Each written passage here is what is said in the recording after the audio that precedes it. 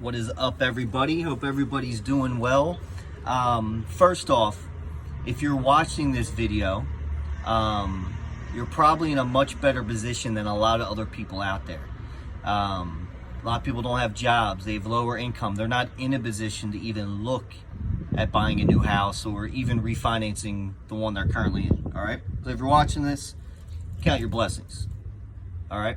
Number two, yesterday I put a post up on our business page just about how the consumer needs to be educated better, right?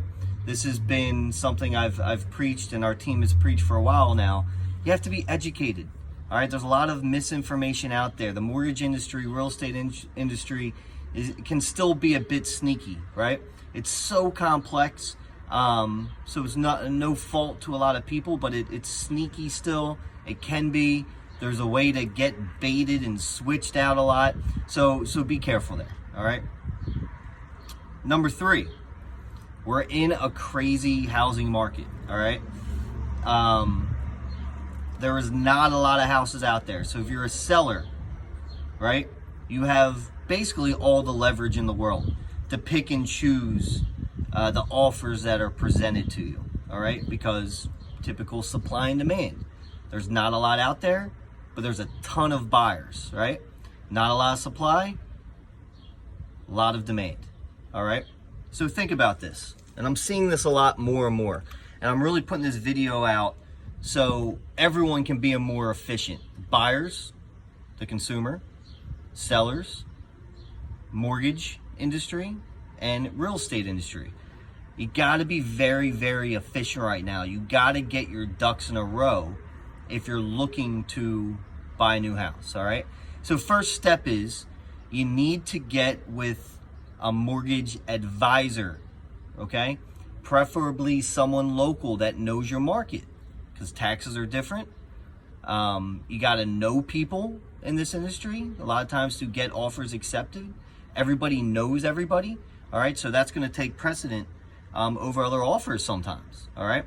So you want to get with a mortgage advisor first, all right?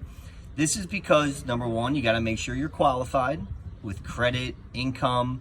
There's a lot of different things going on right now with income. If you were furloughed or your pay's been cut back, that has to be taken into consideration. So you want to get started on that right away, even before you go looking at houses, all right? I know the practice of going and looking at a house with a real estate agent, I get all that, but you got to get your ducks in a row on the financial side, on the qualifying side, all right? Now, part of that as well is you want to work with a mortgage advisor that's going to look at your personal budget, all right? There's what's called debt to income ratio. You might be conservative and you're qualified for a $700,000 home, all well and good. Pre-approval is just a pre-approval. Pre-qualification is just a pre-qualification. It's house specific, all right?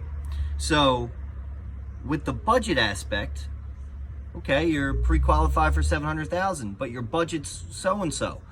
That would mean that your mortgage advisor has to work the puzzle here and give you a range of what you should be looking at for your personal budget, not what you qualify for, because you might not want that. When with mortgages, we don't look at a lot of things with qualifying. We're not going to look at a lot of utilities. We're not going to look at your spending habits in terms of how many times, well, you did go out to eat, restaurants, coming back, or what you spend on for your kids, right? We're not looking at that. That's your budget, okay? So you have to work with someone that's going to cater to your personal budget. So if you qualify for $700, but you want a payment of $2,500 per month, all right, you might only be, depending on the area and taxes, because taxes change per house, per area, per state. Maybe you only qualify, or you want to buy in that $350 range, let's say, according to your budget. So you need a mortgage advisor that's going to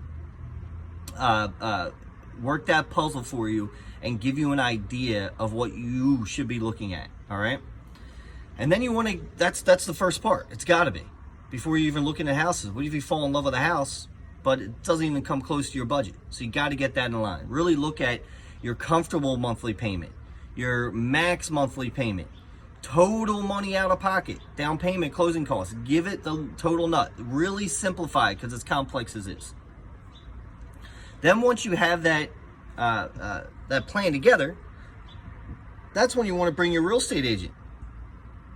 into one spot. All right, you want to bring that into one spot there.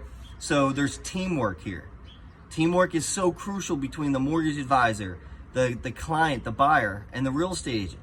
Everyone's got to be on the same page. You got to be efficient. All right, super efficient.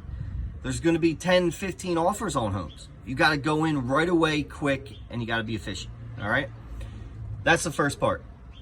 Last part is be very careful with your offers. And this should be explained to you up front from your real estate agent, your mortgage advisor. But for example, let's say a home's listed at $300,000. Don't go in at $290,000.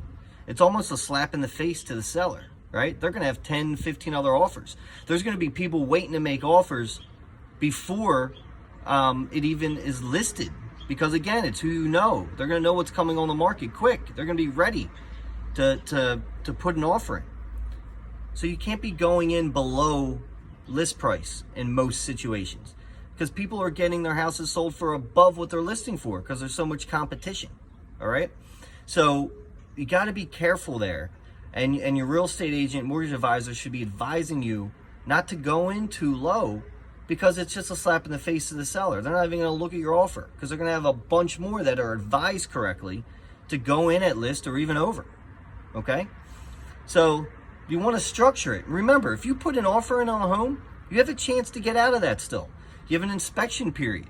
All right, that's where you can renegotiate depending on once you dive deep into the house. There's a time to renegotiate there, to grab a seller's assist to meet your budget, to maybe lower the price. All right, there's ways to do that after you put in that initial offer. So I don't want you to feel trapped once you put in an initial offer. You can still get out of it later. Okay, and there's plenty of competition there. You know, the seller might say as is, I get that, but there's going to be a chance there once they have a buyer that's locked in and on board. Okay, so I need you guys, everyone out there, you got to be efficient right now. You can't be playing games. You can't be trying to undercut in this market. It's a seller's market. They have all the leverage. So if you love a house, if that house is 8 or 9 out of 10, go in at the list. You know, go in above if you have to. A few $1,000s is not going to change your payment much at all. People have to realize that. Pull up a mortgage calculator. Speak to your mortgage advisor, all right, to work those numbers. But you have to be efficient right now because there's so many buyers out there and not a lot of houses. We've talked about this before over the years, but right now is very, very crucial. If you want to buy a house, you got to go in at that list or close to it, right at it, or it's a slap in the face to the seller. So again, to recap, you're very fortunate right now if you're even looking to buy a house. Number 2, you got to get your qualification and your budget lined well before you start looking at houses, in my opinion. Number 3, you got to work teamwork with your mortgage advisor and your realtor partner. Okay, everyone work as a team because you got to be quick. You got to have systems in place. You got to go quick. And number 4, make sure you're not undercutting too much in this market. Go in if you love the house. Don't regret not putting an offer in on a house that you really loved to save $5,000 in the purchase price. All right, hit me up if you need me. We're here. Later.